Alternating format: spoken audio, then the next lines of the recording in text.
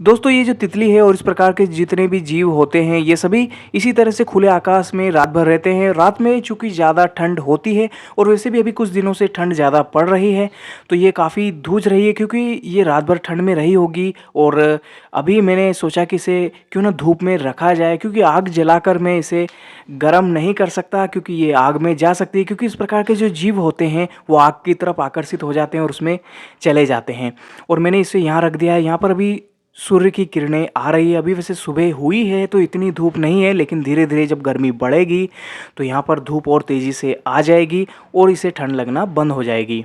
एक बार तो हुआ था ऐसा कि जब मुझे एक मधुमक्खी मिली थी, वो भी इसी ही हालत में, क्योंकि रात भर वो जब रहती है, वैसे तो मधुमक्खी छत्ते में रहती है लेकिन कभी एक आध दो इधर उधर रह जाती है क्योंकि शाम हो जाती है तो फिर वो अपने घर जा नहीं पाती है। तो यहाँ पर जो कुछ पौधे हैं गमले में मेरे लगे हुए हैं तो वहाँ पर वो मधुमक्खी अक्सर आती है, तो वो एक आधी यहाँ अगर रह जाती है रात भर तो वो इसी तरह से ठंड में फिर धूसती है। फिर मैं भी उसे इस तरह से धूप में रख देता हूँ जिस तरह से मैंने अभी इस तितली को रख दिया है। मुझे लगता है कि थोड़ी देर बाद और भी धूप आने लगेगी तो फिर ये ठीक हो जाएगी।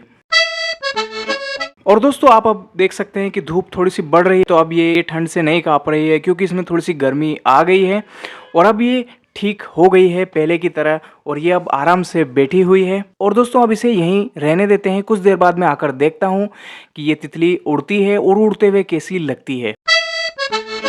और दोस्तों कुछ देर बाद जब मैं आकर देखता हूँ तो मुझे तितली कहीं भी नज़र नहीं आती है क्योंकि वो ठंड से अब काँप नहीं रही थी, वो बिल्कुल ठीक हो चुकी थी। तो हो सकता है वो उड़ गई हो। वैसे मैं उसे उड़ते हुए देख तो नहीं पाया, लेकिन मैं वैसे भी यही चाहता था कि वो उड़ जाए।